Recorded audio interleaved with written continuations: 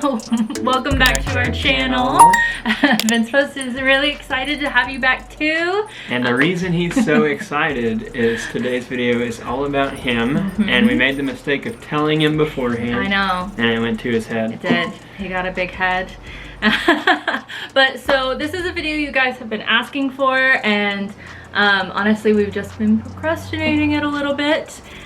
Well, and it's a video that would have been very beneficial to us. Yeah. So we're excited to put it out there for people that might need it, because we had a hard time with some of this information. Yeah, because there's a lot of back and forth information, and so we're gonna try to be as detailed as we possibly can. I did a lot of the preparation and you guys might be asking yourself, like, why did we decide to take our pet with us internationally? Why did we decide to bring Fencepost with us, Caleb? Well, I mean, he's part of the family. He is 9 years old, so we just felt like we would have had a lot of regret just leaving him behind. There would have been people that would have taken care of him and been in a good, good home, but yeah, he's just been a part of our family for so long, and definitely with Mo not working, having him back to be with her, some companionship there as well. I think all of those factors played in, and we decided that would be the best move for him to come with us. And I think that a lot of people worry about bringing their animals overseas because of how stressful the process is on the animal. I honestly think it would have been more stressful for him if we had decided to leave him back in the States. Just not being with us, I think, would have been a much more stressful life than just 24 hours of travel and then him not remembering it anymore after that. Right. So I mean, honestly he was separated from us for maybe 14 hours, 15 hours tops. Max, yeah. The most stressful part for him was quarantine, and hopefully for you guys in the future, whenever you do this, there's enough vaccines and things like that, that quarantine is not an issue. Or maybe in whatever country you move to, you don't have to quarantine at all. But we'll get into that later. Right, but that was the absolute biggest stressor for him, far more than the travel. Yeah, for sure. Okay, so let's get into what we had to do to bring him here. So the very first step was when we found out we were going to be moving to South Korea, was looking up the requirements that South Korea had for importing animals. And I'll link the USDA website that we used to figure out what those requirements were. So each country has completely different requirements. Some of them have similar requirements, but you have to be sure for your specific country, wherever it is you're going and you're going to take your animal, what their requirements are. Because if you plan to go to Australia and you actually are going to go to South Korea, those are completely different requirements and require a completely different level of commitment with traveling and taking your animal with you. So definitely research what is required of the country in general. And South Korea what does South Korea require? Let me see if I can get this all correct here. They required a microchip, a rabies teeter test. Did he need his updated rabies vaccination as well? I think those are the only three that Korea required. Okay. Yeah, that was the only three. And because he had all three of those, he didn't have to quarantine like at the airport at all as a imported animal.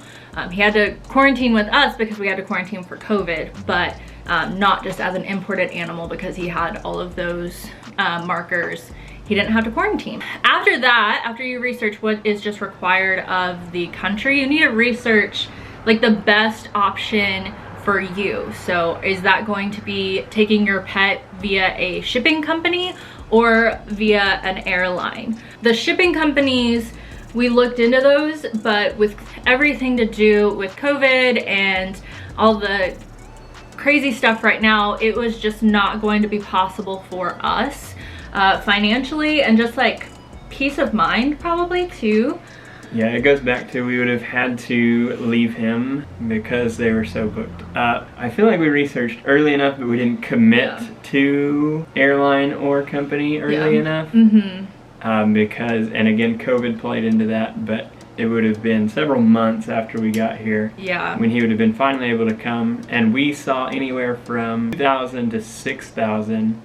And so, decide, you know, decide what's the best and what you're going to pay. Right. Whereas when we took him as checked cargo on the airline, he was just added to Caleb's airplane ticket, and it was $300 as checked baggage. So that was much more reasonable for us. We know people who use shipping companies for their pets who came this year at Caleb's school. But it was just not something that was going to work out for us. The next thing you need to look up and research is the requirements by each individual airline. So each airline has different requirements for what they ask of taking your pet with you. So we went through Korean Air. It was very simple. They were very, very helpful when we were checking in. They played with him, and it was just a very easy process. Because we came in the summer, our only option to bring him with us on the airplane was to do a one-way flight. And honestly, I don't think I would do it any other way. But that was because if we had transferred planes at any point in the process, because it was so hot, they would have had to take them on the tarmac and stuff like that. And so a lot of airlines require you to fly your pets when it's under a certain temperature or over a certain temperature. But because we chose to go just a one-way flight here. Caleb, can you talk about like the vet appointment and everything that they helped us with for documentation to get him here? Went to them, they were able to get us those things that we needed and kind of help us through the process. So with the teeter test, it had to be USDA certified vet. So the test had to be sent off to them, and our vet was able to do that and make that process a lot simpler for us rather than having to chase it down. So they did the heavy lifting as far as that goes, sending that off and getting it signed. And then microchips, pretty basic. Rabies vaccination, pretty basic. So the other two are pretty simple.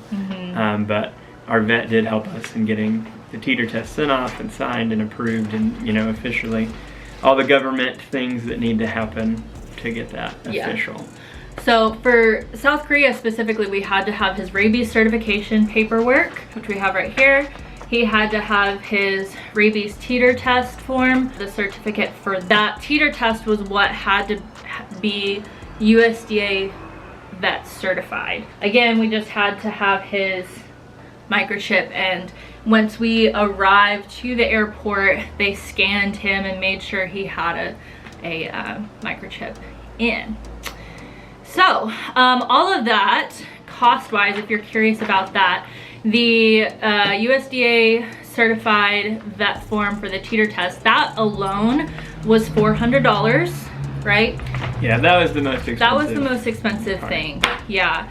And then a microchip and a rabies vaccination, that's probably gonna vary based on your location in the States. For us, total, it was maybe $200.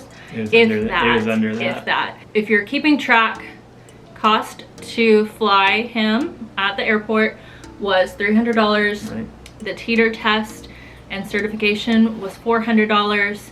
And approximately his 3-year rabies vaccination and microchip were $200. So your 300 plus your 400, that's 700. Yes. And then let's assume it was a 200, so you're gonna be at 900. So now we're going to move some things around and show you guys all of the specs for his crate and show you what his crate looked like. So we'll be right back. Okay, so now we're going to talk about Fencepost crate specifications.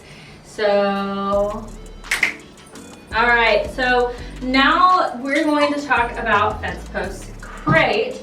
This is the crate he traveled in, and He loves it. He sleeps in it every night. He gets in it when he's annoyed at us, and he just loves it. So it's a pretty normal crate. I actually have no idea what the brand is. We actually got this crate last minute, and we just went to PetSmart or Petco or one of those stores and looked for airline approved crates, and this is what we had. So the specifications that are pretty general for any airline, but you always have to check if your airline has any specific requirements, is there has to be air holes on every side, all 4 sides of the crate. These crates, if you've ever gotten a crate for a dog before, they come with plastic knobbed screws, but airlines require metal screws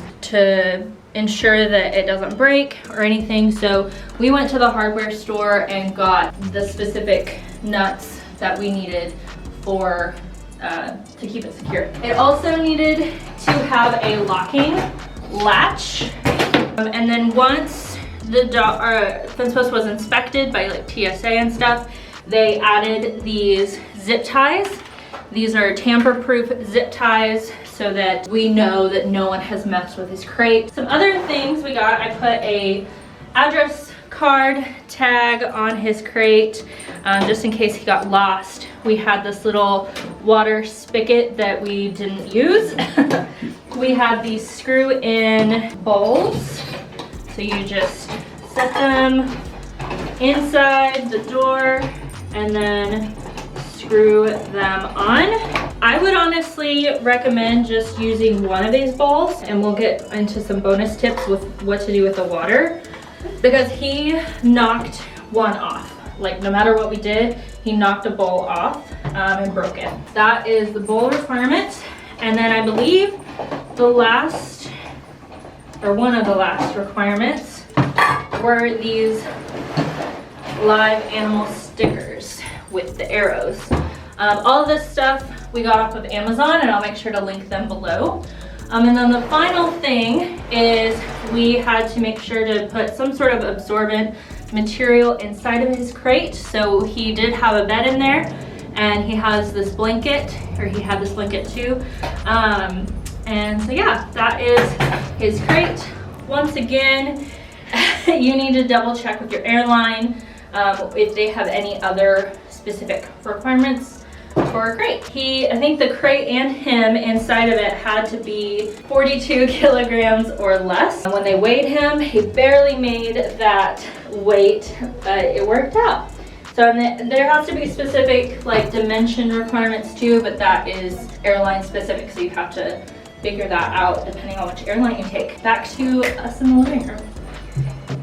Okay, and last thing, we want to talk about just some bonus tips, things that aren't requirements, but that are very beneficial throughout the process. So, and some things we wish we would have done. That too. Communicating clearly is very important. We, on our resume, which sounds crazy, but on our resume profile for teaching, we put that we had a pet. That makes the process smoother.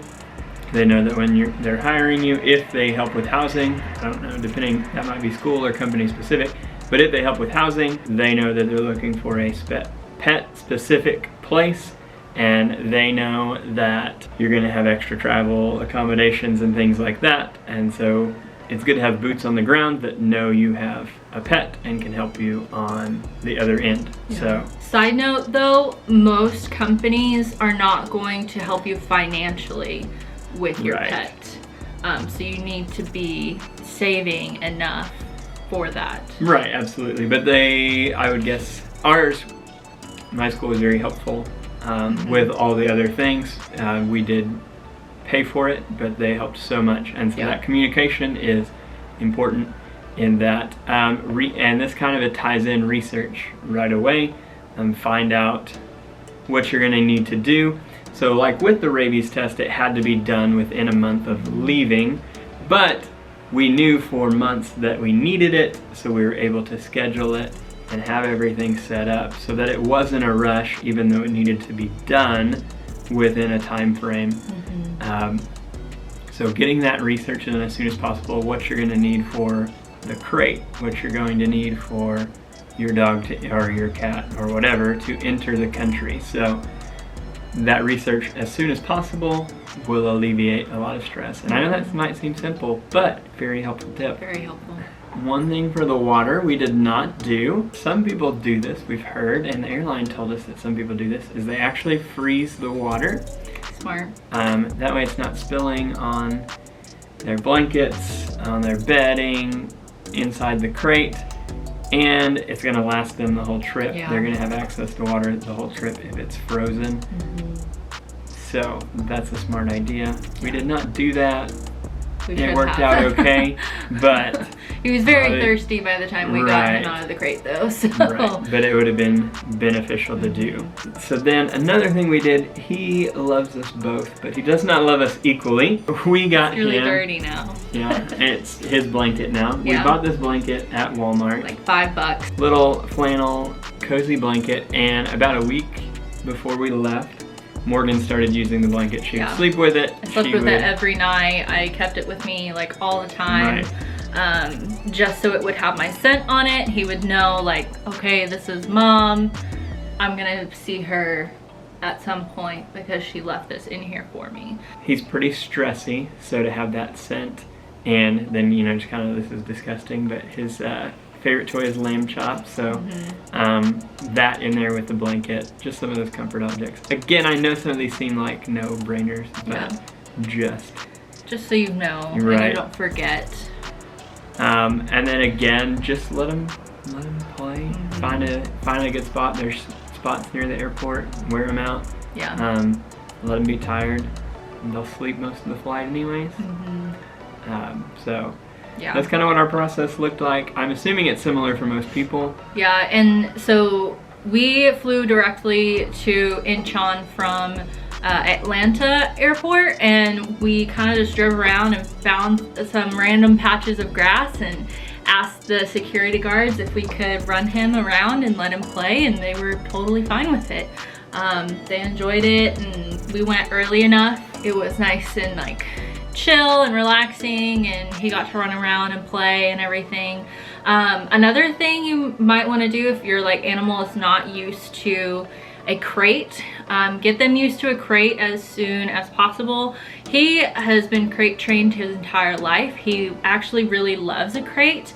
He'll go in there without us ever prompting him. It's kind of a safe little spot. He likes really tight enclosed spaces, so the crate was no big deal for him at all. We did train him for a muzzle as well, just in case. It never came up as a necessity, but we had it ready to go just in case. He can be kind of unpredictable sometimes with like other dogs or some people. So we just wanted to have that available in case anything were to happen. So if you're not sure how your dog is going to react in a situation like this, it might be smart to muzzle train them just in case. If you guys have any questions about anything that we covered with Fencepost crate, the process, anything like that, let us know in the comments down below. Caleb, how do you think he has adjusted? Do you think he's enjoying being here despite the long process? Yeah, he did really well with the process. He did not like quarantine. That was rough. The biggest adjustment for him now is not having a yard. All in all, he's enjoyed it. I would say he's not overly stressed. I'm glad that we had him come with us when we did. All in all, positive. The minor stressor, I would say, was quarantine, and he's not big on not having a yard yet. Yeah. He does like his W's though. If you don't know what that is, I guess I'll put it somewhere around here, but I don't want to get him excited by saying the actual word. But he likes the plethora of W's that he gets to have now. That is, when he had a yard, we didn't have to take him on W's as often. Right. Because he could just like run around and we could play fetch with him or whatever. But now we can't like play fetch with him or let him off leash.